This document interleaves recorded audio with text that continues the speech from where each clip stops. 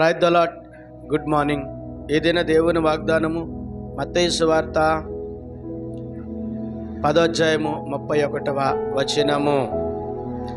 భయపడకుడి, మీరు అనేకమైన పిచ్చుకల కంటే శ్రేష్ఠులు.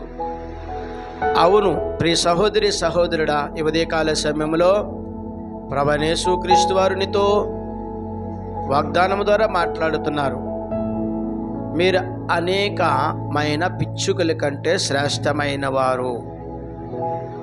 దేవునికి ప్రియ సహోదరి సహోదరుడా, పిచ్చుక ఎంత బలహీనమైన పక్షి.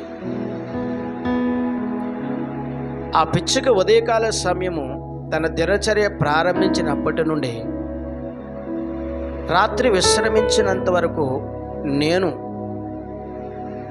ఏమి తినాలి, ఏమి త్రాగాలి, దేనిని ఏర్పాటు చేసుకొని చింతించటలేదు.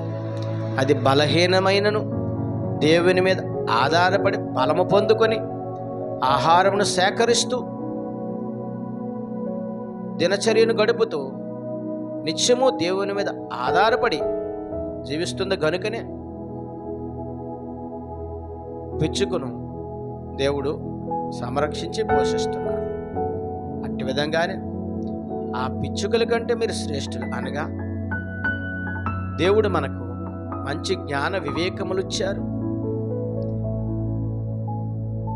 మరి ఈ ప్రకృతిలో ఉన్న జంతువులు, పక్షులు, జలచరములు, ప్రాకు పురుగుల కన్నా మనిషి శ్రేష్టమైన వాడు గనుక, అటువంటి శ్రేష్టమైన జీవితం దేవుడు నీకు ఇచ్చాడు గనుక ఆకాశ పక్షులను పోషిస్తున్నవాడును, భూజంతువులను పోషిస్తున్నవాడును, నీటిలో జలచరములను, ప్రాకు పురుగులను పోషిస్తున్నవాడును, వాటికన్నా మీరు శ్రేష్ఠులు కదా. మిమ్మల్ని నేను విడిచిపెడతానా? మిమ్మల్ని నేను విడనాడుతానా?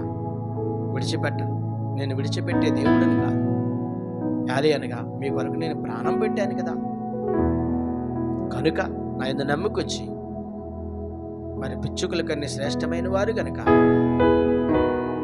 నా వైపు చూస్తూ నన్ను వెంబడిస్తే శ్రేష్టమైన జీవితం మీకు ఇచ్చి నడిపిస్తానని, శ్రేష్టముగా జీవింపజేస్తానని ప్రభువైన యేసుక్రీస్తు వారి నీతో వాగ్దానము ద్వారా మాట్లాడుతున్నారు. ఆమేన్.